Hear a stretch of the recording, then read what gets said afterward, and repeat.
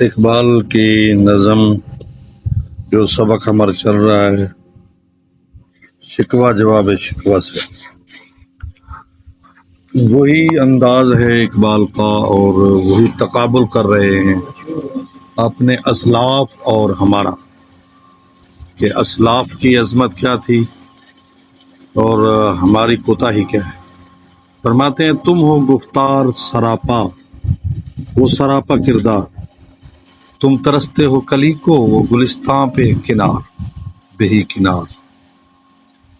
شاعر کہتا ہے کہ تمہاری حالت یہ ہے کہ تم باتونی ہو، گفتار سراپا یعنی مکمل باتیں کرنے والے، ٹھیک ہے، صرف باتیں کرنے والے، جبکہ وہ کردار کے غازی تھے، وہ عمل کرتے تھے، عملی جد و جہد کے قائل تھے۔ تم تو ایک کلی کو ترس رہے ہو، وہ تو باغوں کے مالک تھے، باغات ان کی دسترس میں تھے۔ وجہ کیا تھی کہ تم باتونی ہو، بے عمل ہو، بے عملی کا شکار ہو، اور تمہارے اسلاف بلند کردار اور بعمل لوگ تھے، اسی سبب وہ ساری دنیا پر چھا گئے تھے۔ دوسرا شعر، اب تلک یاد ہے قوموں کو حکایت ان کی، حکایت کے معنی کہانی۔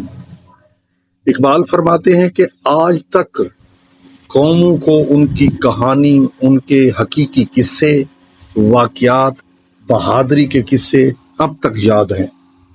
نقش ہے صفحہ ہستی پہ صداقت ان کی، اور دنیا میں ان کی سچائی کے جھنڈے گڑے ہوئے ہیں،